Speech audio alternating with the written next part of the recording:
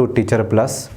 ఈరోజు మనము biological science మెథడ్లో ఫస్ట్ యూనిట్ వచ్చేసి విజ్ఞాన శాస్త్రం యొక్క స్వభావము అనే టాపిక్ గురించి ఎక్స్ప్లెయిన్ చేద్దాం మనం. ఓకే, సో అసలు విజ్ఞాన శాస్త్రం యొక్క స్వభావములో ముందుగా మనము నేర్చుకునే విషయం ఏంది అని గమనించినట్లయితే విజ్ఞాన శాస్త్రం యొక్క అర్థం. ఓకే, సో ఇక్కడ విజ్ఞాన శాస్త్రం అంటే ఏమిటి, దాని యొక్క అర్థం ఏమిటి అని మనం గమనించినట్లయితే అసలు విజ్ఞాన శాస్త్రం అనేది ముఖ్యంగా ఒక జ్ఞాన సంపద. ఈ జ్ఞాన సంపద దేని కొరకు, దేని యొక్క జ్ఞాన సంపద అని మనం గమనించినట్లయితే భౌతిక మరియు రసాయన మరియు జీవశాస్త్ర అంటే ఫిజిక్స్, కెమిస్ట్రీ మరియు బయాలజీ యొక్క నాలెడ్జ్ అన్నింటినీ కలిపి దాని యొక్క మిశ్రమంనే మనం ఏమంటాము అంటే విజ్ఞాన శాస్త్రము యొక్క అంటే దాని యొక్క నాలెడ్జ్గా మనము చెప్పుకోవచ్చు. ఓకే, సో ఇక్కడ గమనించినట్లయితే ఏమంటున్నాము అంటే వివిధ శాస్త్రీయ సత్యాలు అంటే ట్రూత్స్, అదేవిధంగా మనం గమనించినట్లయితే ముఖ్యంగా మనకు ఇక్కడ సిద్ధాంత సత్యాలు, అదేవిధంగా సాధారణీకరణాలు, సూత్రాలు, సిద్ధాంతాలు, నియమాలు అంటే వివిధ different truths, generalisations and principles, theories and all things దీంట్లో మనకు రావడం జరుగుతుంది. అంటే విజ్ఞాన శాస్త్రంలో ఏమేమి వస్తాయి అంశాలు అని గమనించినట్లయితే సత్యాలు, సాధారణీకరణాలు, సూత్రాలు, సిద్ధాంతాలు, ముఖ్యంగా గమనించినట్లయితే నియమాలు మొదలైన యొక్క కలయికను మనము విజ్ఞాన శాస్త్రంగా చెప్పుకుంటున్నాం మనం. ఓకే, సో ఇక్కడ నెక్స్ట్ అంశం ఏంటంటే ఇంకా విజ్ఞాన శాస్త్రం యొక్క అర్థంలోకి మనం డీప్గా వెళ్ళినట్లయితే సత్య అన్వేషణ. ఓకే, సత్యాన్ని అన్వేషించడమే విజ్ఞాన శాస్త్రముగా మనము చెప్పుకోవచ్చు. అంటే సార్ సత్య అన్వేషణ అంటే ఏంటంటే గుడ్డిగా నమ్మకపోవడము. ఏదైనా ఒక విషయం చెప్తే దాన్ని మనము ఎలాంటి ఆధారాలు లేకుండా నమ్మడం కాదక్కడ. సో అది నిజమా కాదా అనే ఆధారాలు చూయించినప్పుడే మనము దాని యొక్క జ్ఞానాన్ని నమ్ముతాము. అంటే సత్యాన్ని అన్వేషించేదే విజ్ఞాన శాస్త్రముగా మనము చెప్పుకోవచ్చు. ఓకే, సో ఈ విజ్ఞాన శాస్త్రాన్ని కొఠారి కమిషన్ ఏ విధంగా మనకు చెప్పడం జరిగింది అంటే విజ్ఞాన శాస్త్రము అంటే చేయడము. అంటే ఇక్కడ కూడా నథింగ్ బట్ ఏంటంటే విజ్ఞాన శాస్త్రం ఏదంటే అది నమ్మకపోవడం కాదు, చేయడం. ఒక ప్రయోగాన్ని చేసి దాన్ని ద్వారా వచ్చిన జ్ఞానాన్ని, దాని యొక్క వచ్చిన నాలెడ్జ్నే వాళ్ళు అక్కడ విజ్ఞాన శాస్త్రంగా చెప్పడం జరిగింది. అంటే ఏదైనా ఒక విషయాన్ని గుడ్డిగా నమ్మడం కాదు, చేసి దాన్ని ప్రూఫ్ చేసినప్పుడే దాని యొక్క జ్ఞానాన్ని వాళ్ళు నమ్మడం జరుగుతుంది. అదే విజ్ఞాన శాస్త్రంగా మనము చెప్పుకోవచ్చు. ఓకే, దెన్ క్రమబద్ధమైన జ్ఞానము, క్రమబద్ధమైన జ్ఞానముగా మనము చెప్పుకుంటాము. అసలు క్రమబద్ధము అంటే ఏం సార్ అని గమనించినట్లయితే విజ్ఞాన శాస్త్రానికి సంబంధించిన జ్ఞానము అనేది లేదా విజ్ఞాన శాస్త్రము అనేది మనకు ఒక క్రమ పద్ధతిలో అమరి ఉంటుంది.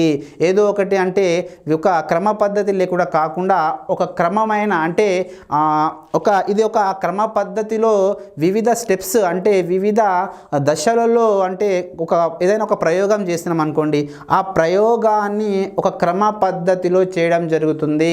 అప్పుడే ఆ ప్రయోగం యొక్క మనకు ఫలితం అనేది ఖచ్చితంగా రావడం జరుగుతుంది. అంటే విజ్ఞాన శాస్త్రము క్రమబద్ధమైన జ్ఞానంను ఇక్కడ మనకు తెలియజేస్తుంది.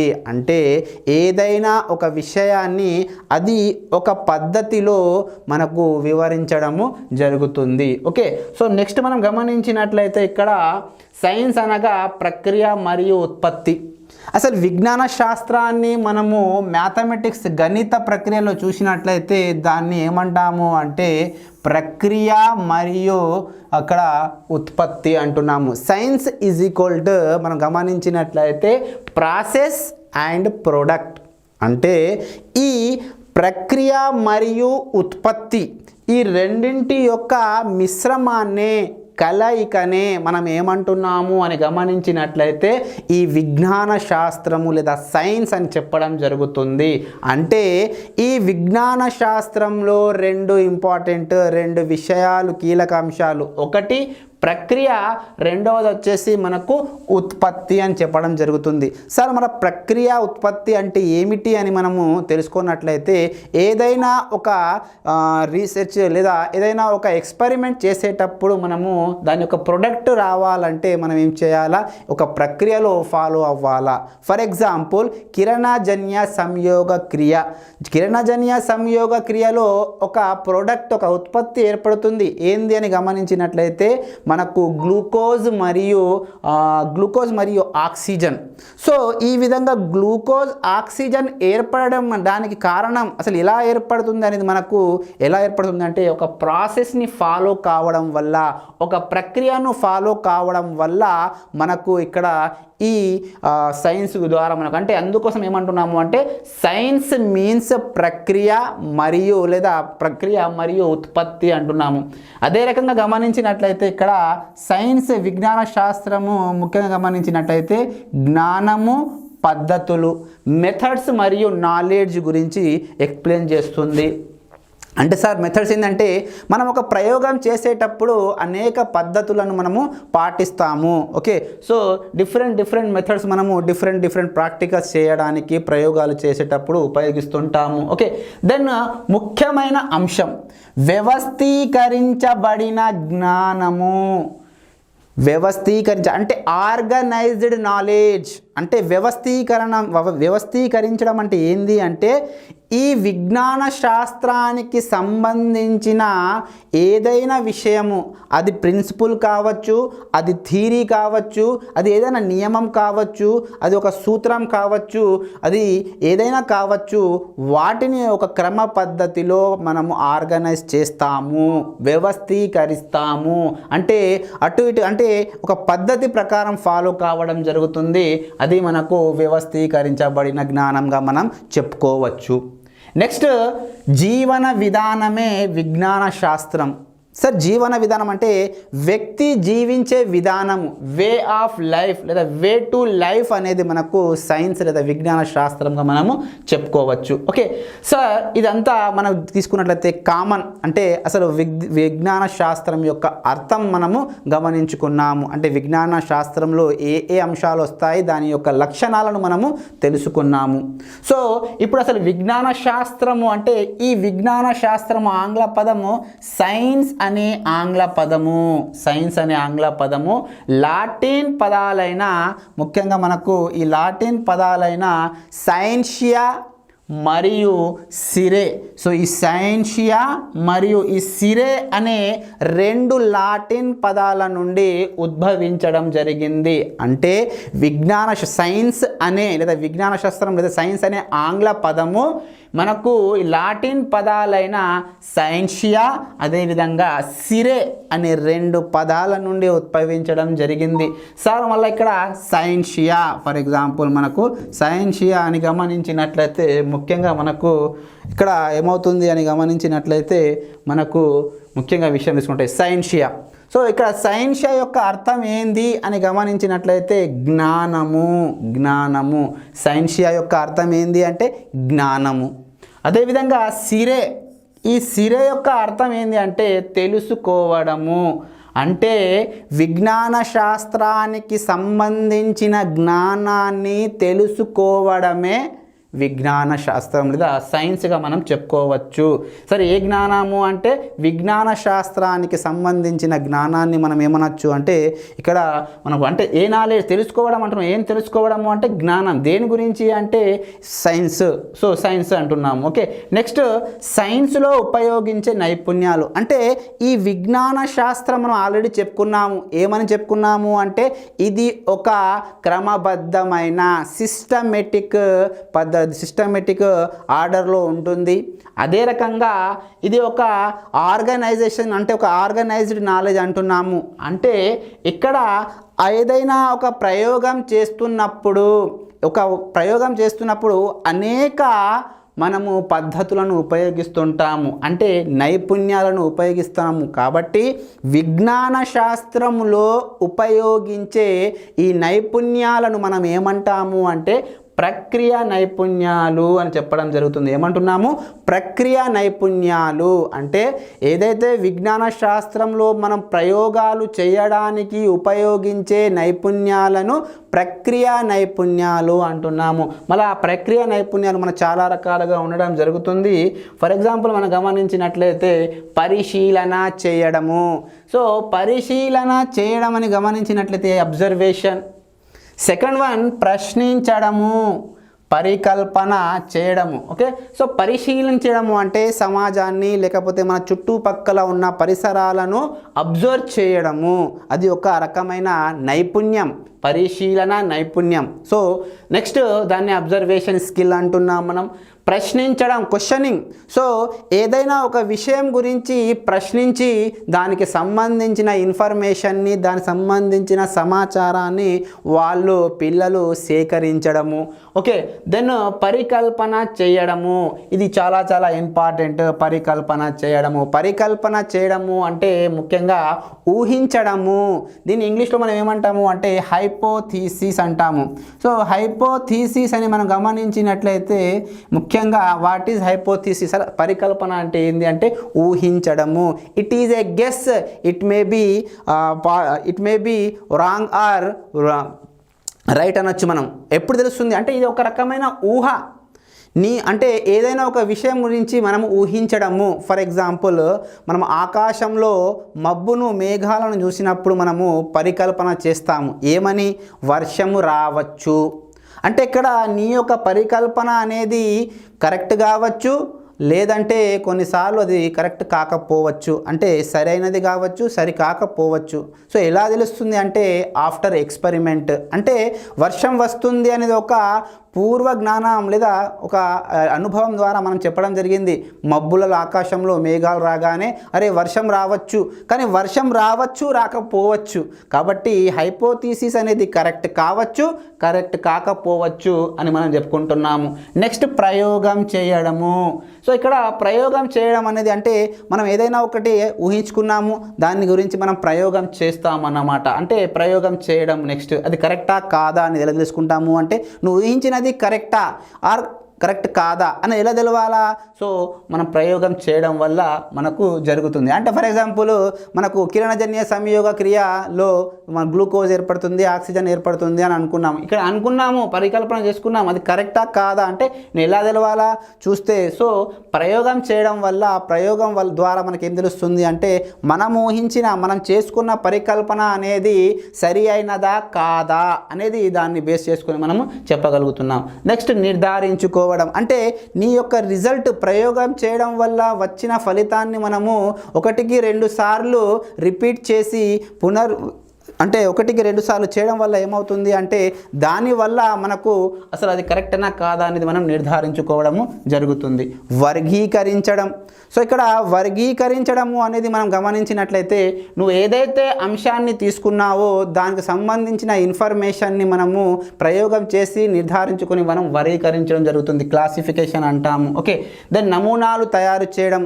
కొన్నిసార్లు మనం మోడల్ మేకింగ్ చేస్తుంటాము. అంటే పిల్లల చేత మనం కొన్ని ప్రాజెక్ట్ వర్క్ ఇవ్వడం జరుగుతుంది. అది కూడా మనకు ఈ ప్రక్రియ నైపుణ్యాలలో రావడం జరుగుతుంది. ఓకే, నెక్స్ట్ భావ వ్యక్తీకరణ, కమ్యూనికేషన్. ఇది కూడా చాలా ఇంపార్టెంట్, చాలా ప్రాముఖ్యమైన మనకు ఈ ప్రక్రియ నైపుణ్యం మనం చెప్పుకోవచ్చు. అంటే మనం ఏదైతే నేర్చుకున్నామో లేదా ప్రయోగం చేయడం ద్వారా ఏదైతే నేర్చుకున్నామో విద్యార్థి తాను నేర్చుకున్న జ్ఞానాన్ని ఇతరులతో పంచుకోవడము. అంటే తాను ఏం నేర్చుకున్నాడు అనేది ఇతరులతో ఆ పంచుకోవడాన్ని మనం ఏమంటామంటే ఎక్స్ప్రెస్ చేయడాన్ని భావ వ్యక్తీకరణగా మనం చెప్పుకోవచ్చు. ఓకే, సో నెక్స్ట్ గమనించినట్లయితే ఈ విజ్ఞాన శాస్త్రం, సైన్స్ అనేది పరిశీలనల మరియు ప్రయోగాలపై ఆధారపడుతుంది. అంటే శాస్త్రీయ పద్ధతిలో శిక్షణ ఇస్తుంది. శాస్త్రీయ పద్ధతిలో శిక్షణ ఇవ్వడము అనేది అంటే ఏంది అంటే ఏదైతే శాస్త్రీయ పద్ధతి, అసలు సైంటిఫిక్ మెథడ్ అంటే ఏంది అని గమనించినట్లయితే శాస్త్రవేత్తలు తమ యొక్క పరిశోధన చేసేటప్పుడు ఉపయోగించే పద్ధతి.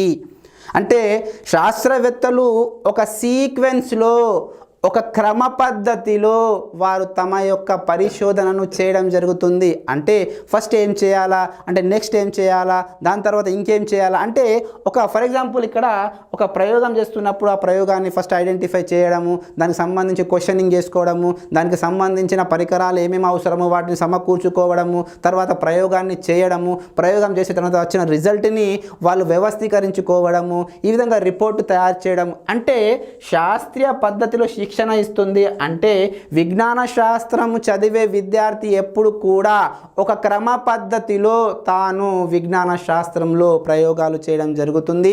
నిత్య జీవితంలో కూడా అదే పద్ధతిని పాటించడము జరుగుతుంది. నెక్స్ట్ గమనించినట్లయితే విజ్ఞాన శాస్త్రము గతిశీలమైనది అంటే డైనమిక్ ఇన్ నేచర్, అంటే ఒక స్థిరమైనది కాదు, అస్థిరమైనది. అంటే రోజు రోజుకు ఈ మార్పుకు గురి అవుతుంది. అంటే విజ్ఞాన శాస్త్రంలో మన జ్ఞానం అనేది ఒకే రకంగా అస్థిరంగా ఉండదు, అది కాలానుగుణంగా మార్పుకు గురి కావచ్చు, అంటే మార్పుకు లోను కావచ్చు. ఇది మనము ఇంకా డీటెయిల్గా నెక్స్ట్ టాపిక్లో మనకు రావడం జరుగుతుంది. ఓకే, సో నెక్స్ట్ గమనించినట్లయితే విజ్ఞాన శాస్త్రం అనే ఆధారాలపైన ఎవిడెన్స్ పైన డిపెండ్ అయి ఉంటుంది, ఆధారపడుతుంది. అంటే గుడ్డిగా నమ్మం. ఎప్పుడైనా విజ్ఞాన శాస్త్రం అనేది కొన్ని ఆధారాలు మనకు చూసినప్పుడే, అంటే విద్యార్థి గుడ్డిగా నమ్మడు. సైంటిస్టులు, శాస్త్రవేత్తలు ఏ విషయానైనా గుడ్డిగా నమ్మరు. వాళ్ళకు కావాల్సింది ఏంది అంటే కంపల్సరీ వాళ్ళకు ఆధారాలు, ఎవిడెన్సెస్. ఓకే, సో కంటికి కనబడాలా, అది మెయిన్ మనకు విజ్ఞాన శాస్త్రం చెప్పుకోవచ్చు. ఓకే, అయితే ఈ విజ్ఞాన శాస్త్రాన్ని అనేక శాస్త్రవేత్తలు అనేక రకాలుగా నిర్వచించడం జరిగింది. అంటే విజ్ఞాన శాస్త్రం అంటే ఏందో నిర్వచనాలు మనకు చెప్పడం జరిగింది. అందులో గమనించినట్లయితే ఇక్కడ కొనాంట్ అనే శాస్త్రవేత్త ఏమన్నాడు అంటే విజ్ఞాన శాస్త్రము ఒక పరస్పర సంబంధం కలిగిన భావనలు, సంబంధిత భావన పతాకాల సమూహము.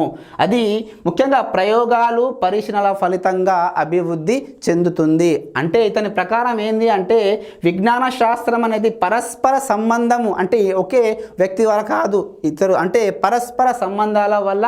అదేవిధంగా ముఖ్యంగా గమనించాలి అంటే ఇది సింగిల్ ఆస్పెక్ట్ కాదు, ఇది కొన్ని అంశాల కలయిక. ముఖ్యంగా ప్రయోగాలు, పరిశీలనల ఫలితంగా ఈ విజ్ఞాన శాస్త్రం అనేది మనకు అభివృద్ధి చెందుతుంది అనేది కొనాంట్ అనే శాస్త్రవేత్త మనకు చెప్పడం జరిగింది. నెక్స్ట్ గమనించినట్లయితే ఈ మనకు ఏడబ్ల్యూ గ్రీస్ అనే ఈ శాస్త్రవేత్త ఏం నిర్వచించడం జరిగింది, అసలు విజ్ఞాన శాస్త్రం అంటే ఏంది అని గమనించినట్లయితే విజ్ఞాన శాస్త్రం అనేది ఒక పరిశోధన విధానము, అంటే ఇది ఒక రీసెర్చ్ సిస్టమ్గా మనకు చెప్పడం జరిగింది. అంటే ముఖ్యంగా ప్రయోగాలు చేయడం వల్లనే విజ్ఞాన శాస్త్రాన్ని రుజువు అవుతుందని ఇతను చెప్పడం జరిగింది. నెక్స్ట్ విజ్ఞాన శాస్త్రం ఎవరు అంటే ఈ అర్హేనియస్ శాస్త్రవేత్త ఎలా నిర్వచించడం జరిగింది అంటే విజ్ఞాన శాస్త్రం అంటే విజ్ఞాన శాస్త్రము మాపనం, అంటే ఇక్కడ మాపనం వల్ల, అంటే ఇక్కడ ఒక మెజర్మెంట్ అని చెప్పడం. అంటే సైన్స్లో ఎన్నో విషయాలు ఉంటాయి, వాటిని కొలవడం జరుగుతుంది. సో ఆ కొలవదగినది అనేది సైన్స్గా మనకు ఈ అర్హీనియస్ అనే శాస్త్రవేత్త మనకు చెప్పడం జరిగింది. నెక్స్ట్ ఐన్స్టీన్, ఈయన ఏం చెప్పడం జరిగింది అంటే విజ్ఞాన శాస్త్రం మనకు ఎలా ఉండాలో నేర్పే జ్ఞాన రాశి. అంటే వ్యక్తి ఏ విధంగా ఉండాలా అంటే సాధారణంగా చెప్తుంటారు మనకు విజ్ఞాన శాస్త్రం చదివిన వాళ్ళు, సైన్స్ టీచర్ ఎప్పుడైనా క్రమశిక్షణగా ఉంటాడని చెప్తారు. ఎందుకు అంటే సైన్స్ అలా నేర్పిస్తుంది, ఒక సిస్టమేటిక్ రూపంలో ఉండాలా, సిస్టమేటిక్ ఆర్డర్లో ఏదైనా పని చేయాలా, ఏదైనా బిలీవ్నెస్ అనేది అంటే ఎలా గుడ్డిగా నమ్మకూడదు. సో ఈ విధంగా వ్యక్తి మనకు ఎలా ఉండాలో నేర్పే జ్ఞాన రాశి ఈ రకమైన జ్ఞానాన్ని అందిస్తుంది. సో ఐన్స్టీన్ ప్రకారం ఏంది అని గమనించినట్లయితే విజ్ఞాన శాస్త్రము ఒక వ్యక్తి తాను ఎలా ఉండాలి, ఎలా జీవించాలి అనే ఒక జ్ఞానాన్ని చెప్పేదే మనకు ఈ విజ్ఞాన శాస్త్రం లేదా సైన్స్గా చెప్పడం జరిగింది. ఓకే, సో ఇంతవరకు మనం ఏమేమి నేర్చుకున్నామని గమనించినట్లయితే విజ్ఞాన శాస్త్రం యొక్క అర్థము, విజ్ఞాన శాస్త్రం యొక్క సాధారణ లక్షణాలు, విజ్ఞాన శాస్త్రంలో ఉపయోగించే నైపుణ్యాలు ఏమిటి, అసలు విజ్ఞాన శాస్త్రం అంటే ఏంది, నిర్వచనాలు ఏమిటి మనము నేర్చుకోవడం జరిగింది. ఓకే, సో నెక్స్ట్ టాపిక్ దీంట్లోనే మనం గమనించినట్లయితే విజ్ఞాన శాస్త్ర స్వభావము, నేచర్ ఆఫ్ ద సైన్స్. అసలు విజ్ఞాన శాస్త్రం యొక్క స్వభావం ఏమిటి, అసలు స్వభావం నేర్చుకోవాల్సిన అవసరం ఏంది అని గమనించినట్లయితే, ఎప్పుడైతే ఒక కుమ్మరి ఉన్నాడు కుండలు చేసే, అతనికి మట్టి స్వభావము తెలిసినప్పుడే ఆ కుండను ఏ మట్టితో ఏ కుండను మనం తయారు చేయగలము అనే నాలెడ్జ్ అనే జ్ఞానం ఉన్నప్పుడే, అతను ఆ స్వభావం తెలిసినప్పుడే ఆ కుండను మంచిగా అంటే అందంగా పగిలిపోకుండా తయారు చేయగలుగుతాడు. అదే రకంగా ఒక రైతు ఉన్నాడు, రైతుకు నేల స్వభావము మట్టి స్వభావము తెలియాలంటే ఏ పంట వేస్తే ఆ పంట బాగా వస్తుంది అని గమనించినట్లయితే, అంటే ఆ నాలెడ్జ్ ఎవరికి ఉండాలా, ఆ మట్టి స్వభావము ఆ నేల స్వభావం ఎవరు తెలవాలా అంటే ముఖ్యంగా మనకు ఆ నేల స్వభావం రైతుకు తెలిసినప్పుడే తనకు ఒక ఖచ్చితమైన ఒక మంచి పంట అనేది రావడం జరుగుతుంది. అదేవిధంగా అంటే ఏ రకంగా అయితే ఒక రైతుకు నేల స్వభావము తెలుసుకోవడం ఎంతైతే అవసరం ఉందో, ఒక కుమ్మరికి ముఖ్యంగా మట్టి స్వభావం తెలుసుకునే అదే వడ్రంగికి కర్ర స్వభావము, అదే రకంగా అంటే ఒక ఇంజనీర్ ఉన్నాడు, అతనికి అసలు ఏ నేలలో అంటే ఈ విధంగా మనకు అతని యొక్క స్వభావము అంటే మనం ఏదైతే చదువుకుంటున్నామో దాని యొక్క స్వభావము అంటే విజ్ఞాన శాస్త్రం యొక్క అర్థం ఏమిటి, దాని యొక్క ఉద్దేశాలు ఏమిటి, దాని యొక్క స్వభావం ఏమిటి, అందులో ఉండే లక్ష్యాలు ఏమిటి, అసలు అందులో ఉపయోగించే ప్రక్రియ నైపుణ్యాలు ఏమిటి, వీటన్నింటి గురించి మనకు విజ్ఞాన శాస్త్ర స్వభావము అనేది తెలియజేస్తుంది. ఓకే, కాబట్టి విజ్ఞాన శాస్త్రం యొక్క స్వభావం తెలుసుకునేటప్పుడు ముఖ్యంగా గమనించినట్లయితే ఇందులో మనకు ముఖ్యంగా సైన్స్ విజ్ఞాన శాస్త్రము కుతూహలమైనది. ఫస్ట్ ఏంటంటే ఫస్ట్ నేచర్ ఏంది అని గమనించినట్లయితే మనకు ఈ కుతూహలమైనది. సైన్స్ ఈజ్ క్యూరియాసిటీ అంటాం, క్యూరియాసిటీ ఇన్ నేచర్ అంటున్నాము. అంటే క్యూరియాసిటీ కుతూహలము అంటే ముఖ్యంగా విజ్ఞాన శాస్త్రము ఎప్పుడైనా విద్యార్థులలో కుతూహలాన్ని కలగజేస్తుంది. సార్ కుతూహలం అంటే ఏంటి సార్ అంటే ఇది ఎప్పుడు ఏదైనా ఒక దృగ్విషయము లేదా ఏదైనా ఒక భావన ఎలా ఏర్పడుతుంది, ఎందుకు ఏర్పడుతుంది, ఎక్కడ ఏర్పడుతుంది, ఎప్పుడు ఏర్పడుతుంది అంటే when, what, where, how type క్వశ్చన్స్ని పిల్లవాడు ఎప్పుడు అడుగుతుంటాడు. అసలు రక్తం ఎందుకు ఎర్రగా ఉంది, రక్తము ఎందుకు ఎర్రగా ఉంది, పత్రాలు ఎందుకు ఆకుపచ్చ వర్ణంలో ఉన్నాయి, అసలు వర్షం ఎందుకు పడుతుంది. సో ఈ రకంగా కొన్ని క్వశ్చన్స్ వేస్తారు. ఈ విధంగా క్వశ్చన్స్ని అడగడము ఆ విధంగా అందులో కుతూహలాన్ని మనకు ప్రదర్శిస్తాడు. కాబట్టి సైన్స్ అనేది ఎప్పుడైనా మనము ముఖ్యంగా గమనించినట్లయితే సైన్స్ అనేది కుతూహల స్వభావాన్ని కలిగి ఉంటుంది మనం చెప్తున్నాము. ఓకే, ఫర్ ఎగ్జాంపుల్ గమనించండి, ఒక విద్యార్థి మనకు గమనించినట్లయితే ఏం చేస్తాడు అంటే ఆవరణ అంటే తన చుట్టూ ఉన్న పరిసరాలలో ఏం చేస్తాడు అని గమనించినట్లయితే ఒక అతిపత్తి మొక్కను అంటే టచ్ మీ నాట్ ప్లాంట్ని మైమోసా పూడిక అంటాం మనం. ఆ ప్లాంట్ని ముట్టడం జరిగింది. ప్రకృతిలో ఉన్న ముట్టినప్పుడు ఆ ప్లాంట్ యొక్క పత్రాలు అనేవి అంటే లీవ్స్ అనేవి ఫోల్డ్ కావడం జరుగుతుంది. సో వెంటనే విద్యార్థి యొక్క మెదడులో కుతూహలం అనేది మనకు అక్కడ ఉద్భవించడం లేదా జనించడం జరిగింది. ఎందుకు ఆ పత్రాలు ముడుచుకుంటున్నాయి, అసలు ఏం కారణం కావచ్చు. ఈ రకమైన స్థితిని మనం ఏమంటాము అంటే కుతూహలము అంటాము. అంటే అత్తిపత్తి మొక్కను ముట్టుకుంటే పత్రాలు ముడిచిపోతున్నాయి అంటే అసలు విద్యార్థికి ఏమైంది, ఆశ్చర్యం అనిపిస్తుంది. అసలు ఆ పత్రాలు ఎందుకు ముడుచుకుంటున్నాయి, దాని వెనుక ఏమైనా కారణం ఉందా, అసలు ఏముంది. ఈ విధంగా క్వశ్చన్స్ అంటే ఎందుకు, ఎక్కడ, ఎప్పుడు, ఎలా అనే ఈ రకంగా క్వశ్చన్స్ని మనసులో జనిస్తాయి. వాటిని మనం ఏమంటున్నాము అంటే ప్రశ్నలు కలుగుతాయి ముఖ్యంగా గమనించినట్లయితే. సో వాటిని సంబంధించిన నాలెడ్జ్ని మనం ఏమంటున్నాము అంటే క్యూరియాసిటీ అంటున్నాము, కుతూహలం అంటున్నాము. ఓకే, నెక్స్ట్ గమనించినట్లయితే సైన్స్ అనేది అన్వేషణాత్మక స్వభావాన్ని కలిగి ఉంటుంది. అన్వేషణాత్మక ఎక్స్ప్లోరేటివ్ నేచర్ అంటాము. అంటే ఏదైనా ఒక కుతూహలం కలిగినప్పుడు ఆ కుతూహలాన్ని దూరం అంటే ఒక డౌట్ ఏర్పడింది, ఒక సందేహం ఏర్పడింది, ఆ సందేహాన్ని ఏ రకంగా ఫుల్ఫిల్ చేయాలా, దానికి సంబంధించిన ఆన్సర్ని వెతకాలా అనే ఒక రకమైన భావనను మనం అన్వేషణాత్మక స్వభావము అంటాము.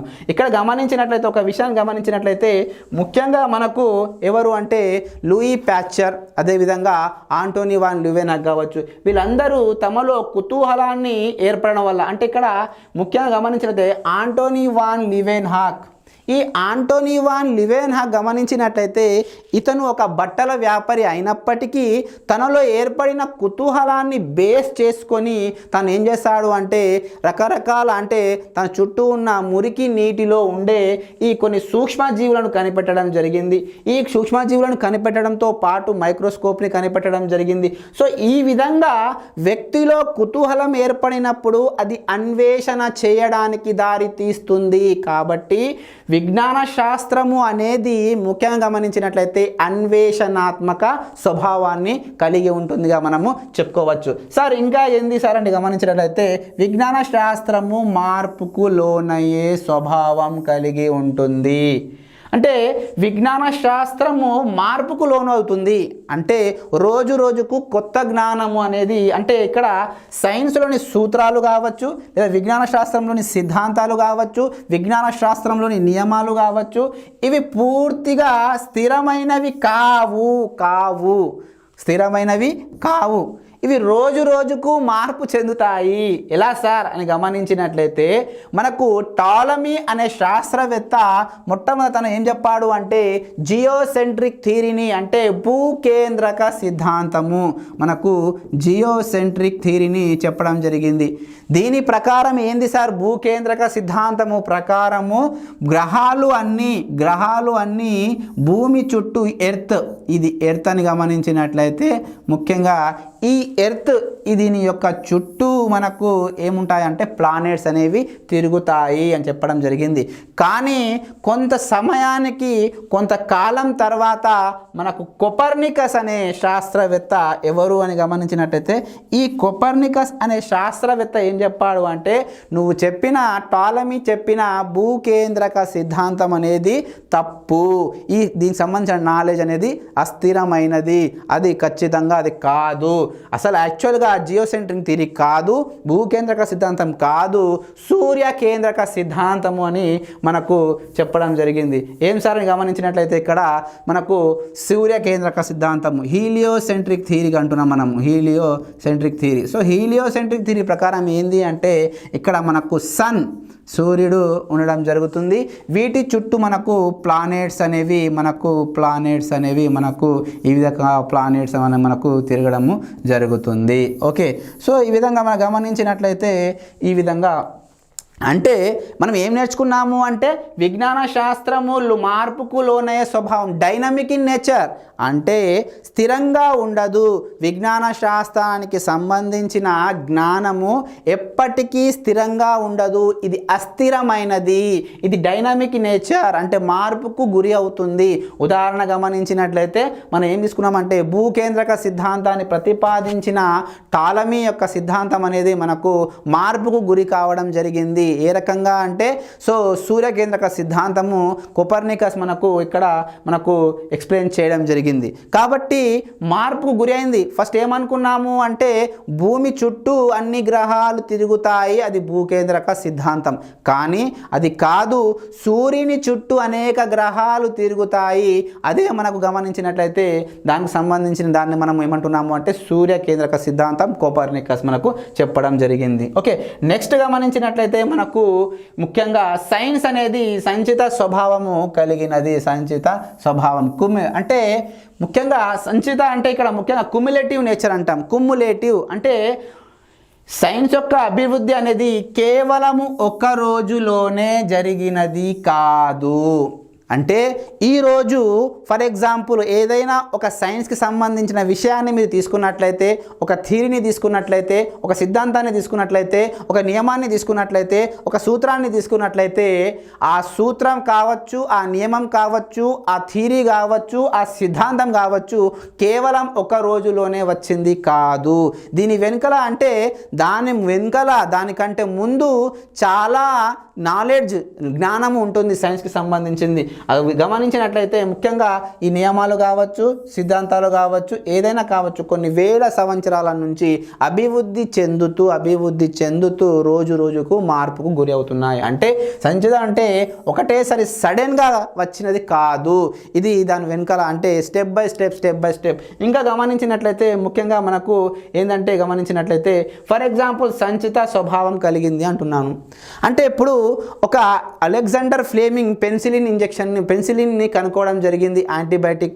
సో ఈ పెన్సిలిన్ సడన్గా కనుక్కోవడం జరిగింది అంటే కాదు, దానికంటే ముందు అనేక రీసెర్చ్లు చేసి దానికంటే ముందు మనకు లూయి ప్యాచర్ అనే అతను సూక్ష్మజీవులను, అదే లూయి ప్యాచర్ అనేవాడు మనకు ఏంటంటే జెర్మ్ థియరీని, ఈ విధంగా కొన్ని సిద్ధాంతాలు ప్రవేశపెట్టిన తర్వాత ఒకటి నుంచి ఒక యాంటీబయాటిక్ రావడం వల్ల ఆ యాంటీబయాటిక్ నుంచి ఇంకొక యాంటీబయాటిక్ని తయారు చేయడము, అదేవిధంగా ఒక వ్యాక్సిన్ రావడం నుంచి ఇంకొక సో ఎడ్వర్డ్ జెన్నర్ ఉన్నాడు, వ్యాక్సిన్ని కనుక్కున్నాడు, సడన్గా పనుకున్నాడు అంటే లేదు, దాని ముందు అసలు వ్యాక్సిన్ కనుక్కునే ముందు మనకు సూక్ష్మదర్శిని కనుక్కోవడం జరిగింది, సూక్ష్మదర్శిని కంటే ముందు సూక్ష్మజీవులు. అంటే ఈ రకంగా ఒకటి నుంచి ఇంకొకటి, ఒక అంశం నుంచి ఇంకొక అంశము, ఈ విధంగా నాలెడ్జ్ జ్ఞానము సైన్స్కి సంబంధించింది అభివృద్ధి చెందిందిగా మనము చెప్పుకోవచ్చు. కాబట్టి సైన్స్ అనేది క్యుములేటివ్ ఇన్ నేచర్, దాన్నే సంచిత స్వభావం కలిగి ఉంది అని మనం చెప్తున్నాము.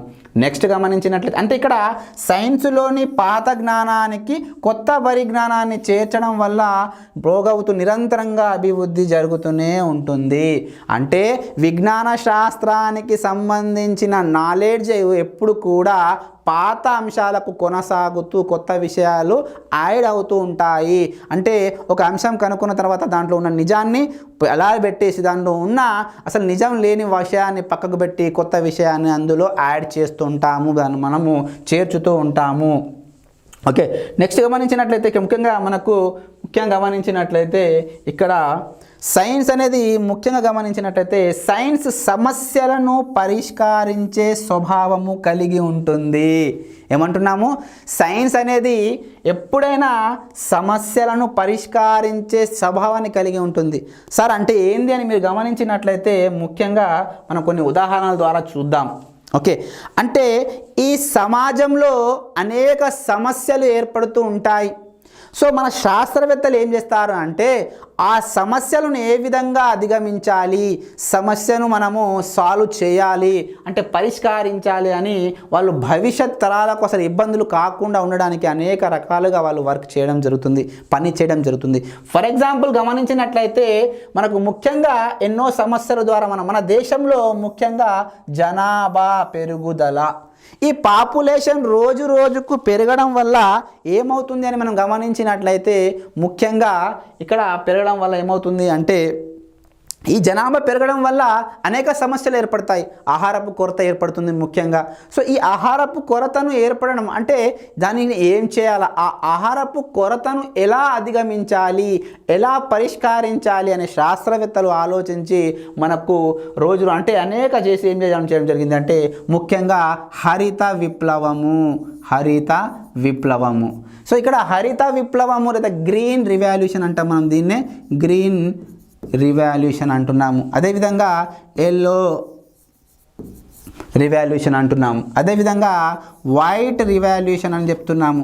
అంటే ఇక్కడ అనేక రకాల విప్లవాలు మనకు రావడం జరిగింది. అంటే ఒక సమస్య ఎదుర్కొంటున్నప్పుడు ఆ సమస్యను ఏ విధంగా పరిష్కరించాలా అనేది మనకు ముఖ్యంగా ఈ సైన్స్ అనేది మనకు ఎక్స్ప్లెయిన్ చేస్తుంది. అంటే ఈ హరిత విప్లవం వల్ల అనేక హైబ్రిడ్స్ని మనకు ప్రవేశపెట్టడం జరిగింది. అంటే గ్రీన్ రివాల్యూషన్ ఎంఎస్ స్వామినాథన్ అతను మనకు ఎన్నో రకాల పొట్టి వంగడాలు తక్కువ కాలంలో ఎక్కువ పంట ఇచ్చే విధంగా అతను చేయడం జరిగింది. కాబట్టి సైన్స్ అనేది సమస్యను పరిష్కరించే దిశను స్వభావం కలిగి ఉంటుంది అని చెప్తున్నాము. అనేక రకాల వ్యాధులకు గురి అవుతున్నాము. ఆ వ్యాధుల నుండి ఏ విధంగా మనము సమస్యను పరిష్కరించాలంటే డిఫరెంట్ అనేక రకాల మనకు ఈరోజు ట్రీట్మెంట్ చికిత్సలు రావడం జరిగింది. జీన్ థెరపీ కావచ్చు, surgery different computer surgery, laser surgery, so అనేక రకాల స్కానింగ్లు కావచ్చు. ఈ రకంగా అనేక పరిశోధనలు చేసి వ్యక్తుల యొక్క సమస్యను పరిష్కరించాలి నివారించాలి. కాబట్టి ఈ విధంగా మనకు అనేక రకాలుగా వాళ్ళు వ్యాధులకు మందులను, టీకాలను, అదేవిధంగా డిఫరెంట్ ట్రీట్మెంట్స్ని వాళ్ళు మనకు ప్రవేశపెట్టడం జరిగింది. అందువల్లనే మనం ఏమంటున్నాము అంటే విజ్ఞాన శాస్త్రము అనేది సమస్యను పరిష్కరించే దిశగా ఉంటుంది, స్వభావాన్ని కలిగి ఉంటుంది. అంటే ఏదైనా సమస్య కావచ్చు, ఆ సమస్యను మనకు అది రీసెంట్గా గమనించిన మనము అందరూ అంటే సమాజం టోటల్ ప్రపంచం అంతా కరోనాతోని ముఖ్యంగా మనం అందరూ ఇబ్బంది పడుతుంటే శాస్త్రవేత్తలు ఏం చేశారు అంటే వ్యాక్సిన్ని కనుక్కోవడం జరిగింది. అంటే ఒక సమస్యను పరిష్కారం చూపించడం జరిగింది. అది మనకు నెక్స్ట్ సైన్స్ అనేది సంశయాత్మకతను ప్రోత్సహిస్తుంది, స్కెప్టిసిజంను కలిగి ఉంటుంది. అంటే ఇక్కడ స్కెప్టిసిజం అని గమనించినట్లయితే ఏంది అని గమనించినట్లయితే ఏదైనా ఒక వ్యక్తి కొన్ని విషయాలను అంటే ఆధారాలతో మాత్రమే అతను ఒప్పుకోవడము, అంటే మూఢనమ్మకాలను అతను నమ్మకపోవడము. అంటే ఏదైనా ఫర్ ఎగ్జాంపుల్ మనం చూస్తుంటాము, కొంతమంది మనకు మంత్రం చేసే వాళ్ళు అంటాం, వాళ్ళు ఏం చేస్తారంటే నిమ్మకాయని ఒక కత్తితోని కోయడము, దానివల్ల రక్తం వచ్చిందని చెప్పడం. కానీ సైంటిఫిక్ ఏదైతే సంశయాత్మకత అని చెప్తున్నామో అలా ఉన్న వాళ్ళు ఏం చేస్తారంటే గుడ్డిగా నమ్మరు. దాని వెనకాల అసలు ఏముంది, దాని కింద ఏమైనా కెమికల్ పూసారా, లేకపోతే మనం తీసుకుపోయిన నిమ్మకాయని కోస్తే అలానే వస్తుందా అంటే ఆధారాలు లేకుండా వాళ్ళు ఏది కూడా నమ్మరు. దాన్ని మనం అంటే సాక్ష్యాలు, వాళ్లకు సాక్ష్యాలు లభించేంత వరకు వాళ్ళు ఏం చేస్తారంటే నిర్ణయానికి రారు. కంపల్సరీ ఒక సాక్ష్యం, ఒక ఎవిడెన్స్ చూస్తేనే వాళ్ళు నమ్మడం జరుగుతుంది. ఆ లక్షణాన్ని, ఆ స్వభావాన్ని మనం ఏమంటామంటే సంశయవాదం అంటే, సంశయాత్మకత అంటే దాన్నే స్కెప్టిసిజము అంటాం మనము ఇంగ్లీష్లో. ఓకే, అంటే ఏదైనా ఒక కొత్త విషయాన్ని ఆవిష్కరించినప్పుడు అనేక శాస్త్రవేత్తలు మళ్ళీ అనేక పరిశోధనలు చేసి నిరూపించబడినట్లయితే దాన్ని వాళ్ళు నమ్మడం జరుగుతుంది. అంతేకాని వితౌట్ ఎవిడెన్స్ వాళ్ళు నమ్మడం అనేది జరగదు అని మనం చెప్పుకోవచ్చు. నెక్స్ట్ గమనించినట్లయితే ఇక్కడ శాస్త్రవేత్త అంటే కొన్ని ఉదాహరణలు. సాధారణ వ్యక్తి ఏమంటాడు అంటే ఉదయించే సూర్యుడిని చాలామంది భగవంతునిగా నమ్ముతారు. కానీ శాస్త్రవేత్తల యొక్క దృష్టిలో, వాళ్ళ యొక్క థింకింగ్లో ఏంటంటే ఇది ఒక అద్భుతమైన శక్తి రూపం, అంటే ఒక శక్తిని ఇచ్చే రూపం అంటాం. అదేవిధంగా కలరా, డిసెంట్రీ, విరోచనాలు, వాంతులు వచ్చినప్పుడు సాధారణంగా ప్రజలు ఏమంటారంటే దేవతలకు. కానీ సైన్స్ వ్యక్తి ఏమంటాడు, సైన్స్ని తెలిసిన విజ్ఞాన శాస్త్రం కలిగి ఉన్న స్వభావం ఉన్న వ్యక్తి ఏమంటాడు అంటే అది ఏదైనా ఒక సూక్ష్మజీవుల యొక్క ఇన్ఫెక్షన్ వల్ల కావచ్చు, అంటే కలరా అనేది దానివల్ల రావడం జరిగింది మనకు అని చెప్పడం జరుగుతుంది. అంటే ఈ రకంగా తేడా ఉంటుంది సాధారణ వ్యక్తికి. అదే దాని సైన్స్ పట్టు విడవకుండా పనిచేసే లక్షణాన్ని కలిగి ఉంటుంది. ఇది చాలా ఇంపార్టెంట్ స్వభావము. అంటే శాస్త్రవేత్తలు ఎప్పుడైనా ఎలా ఉంటారు అంటే వాళ్ళు గమనించినట్టయితే అసలు పట్టు అంటే పర్సెవరెన్స్ అంటాం ఇంగ్లీష్లో మనము. సో ఇక్కడ వాళ్ళు పట్టిన పనిని అంటే వాళ్ళు ఒక పనిని స్టార్ట్ చేశారు, ప్రారంభించారంటే ఎన్నిసార్లు అపజయాలు జరిగినా వాళ్ళు అపజయానికి భయపడరు, ఓటమికి భయపడరు, ఓటమికి జంకరు. అంటే ఫర్ ఎగ్జాంపుల్ గమనించినట్లయితే ఇక్కడ ఒక విద్యుత్ని బల్బుని కనుక్కున్నాడు, మనకు తెలుసు థామస్ ఆల్వా ఎడిసన్ అనే శాస్త్రవేత్త తాను 1000 అంటే 1999 టైమ్స్ ఫెయిల్యూర్ అయ్యాడు దేంట్లో, ఒక బల్బుని అతను ఇన్వెంట్ చేసేటప్పుడు. కానీ అతను పట్టు విడిచిండా అంటే పట్టు విడవలేదు. ఎందుకు అంటే అది ఒక లక్షణం, సైన్స్ యొక్క స్వభావము. అంటే పట్టు విడవకుండా పనిచేసే లక్షణాన్ని విద్యార్థులలో డెవలప్ చేస్తుంది. అంటే శాస్త్రవేత్తలు ఎప్పుడైనా ఒక పనిని మొదలుపెట్టారు. రీసెంట్గా చూస్తున్నాం మనం ఏందని గమనించినట్లయితే చంద్రయాన్ 2 ఫెయిల్ అయింది. అంటే మనం దాంట్లో ఫెయిల్ అయినాం, అంతేగాని దాన్ని ఓటమికి భయపడి లేకపోతే ఓటమిని అది వేసుకొని మనం సైలెంట్ ఉన్నారా మన శాస్త్రవేత్తలు అంటే కాదు. నెక్స్ట్ చంద్రయాన్ 3, దెన్ చంద్రయాన్ 3లో వాళ్ళు ఏం చేశారు అంటే సక్సెస్ కావడం జరిగింది. అంటే పట్టు అంటే సక్సెస్ అయ్యేంత వరకు ఆ పనిని చేయడము జరుగుతుంది అని మనం చెప్పుకోవచ్చు. ఓకే, సో ఈ విధంగా దెన్ సైన్స్ అనేది మనకు హేతువాద ఆలోచనలను పెంపొందిస్తుంది. అంటే ఒక విషయాన్ని విమర్శనాత్మకంగా దాన్ని వెనకాల అసలు ఏముంది, ఏం పనిచేస్తుంది, దాని వెనకాల రహస్యం ఏమిటి, దానికి సంబంధించిన కారణం ఏమిటి అనేది తార్కికంగా ఆలోచించి, అంటే ఇందాక మనం చెప్పుకున్నాను నేను అసలు మనకు ముఖ్యంగా గమనించినట్లయితే ఇక్కడ తార్కికంగా అంటే ఒక లాజికల్గా ఆలోచించి డెసిజన్ తీసుకోవడం జరుగుతుంది.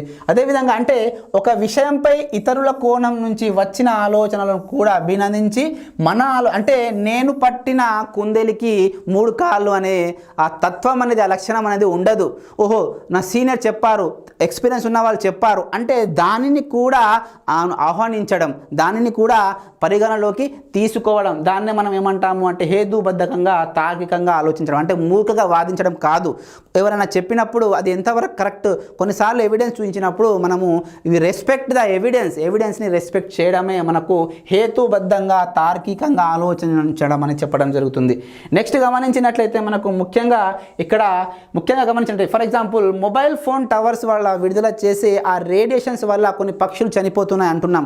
సో దాన్ని అసలు లాజిక్ ఏముంది, కరెక్టనా కాదా? కొంతమంది దాని యొక్క అంటే అసలు దానివల్ల ఏం జరుగుతుంది, దానివల్ల క్యాన్సర్ లాంటి వ్యాధులు ఏమైనా సంక్రమిస్తున్నాయి అన్నప్పుడు వెంటనే నమ్మకుండా మొదట టవర్స్ వల్ల అంతే రేడియేషన్ వస్తుంది, అసలు నిజంగా రేడియేషన్స్ వల్ల ఏమైనా ప్రమాదం ఉందా, అసలు ఉంటే ఎంతవరకు ఉంది, ఈ విధంగా మొత్తం నిర్ధారించుకున్నది అది సరి అయిందా సరి కాదా అని నిర్ధారించుకొని అప్పుడు ఒక నిర్ణయానికి రావడం జరుగుతుంది. అంతేగాని ఎవరు చెప్పేశారు నమ్మేయడం అనేది కాదు. దాన్నే తార్కిక ఆలోచనగా మనము చెప్పుకోవచ్చు. నెక్స్ట్ లాస్ట్ వన్ దీంట్లో గమనించినట్లయితే మనకు సైన్స్ అనేది నిజమైన అంతర్జాతీయ ప్రయత్నం, ఇంటర్నేషనల్ ఎంటర్ప్రైజెస్ అంటాము. అంటే సైన్స్లో ఉన్న ఈ విజ్ఞాన శాస్త్రానికి సంబంధించిన జ్ఞానంలో ఎప్పుడైనా అభివృద్ధి చెందింది అంటే ఏదో ఒక దేశం యొక్క కృషి కాదు.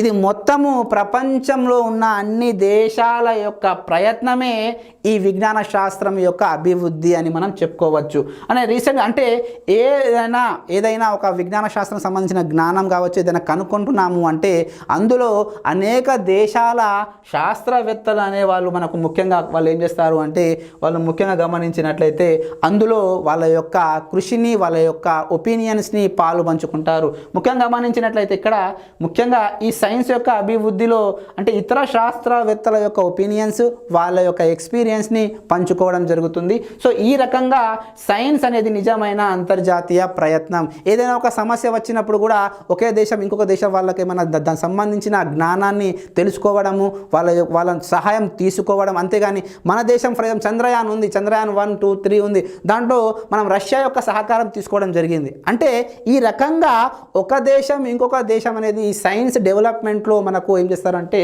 తన యొక్క సహకారాలు అందించడం జరుగుతుంది. సో ఇది మనకు ఈరోజు టాపిక్ సైన్స్ యొక్క స్వభావము, అర్థము, దాని యొక్క లక్షణాలు. Okay, right bit.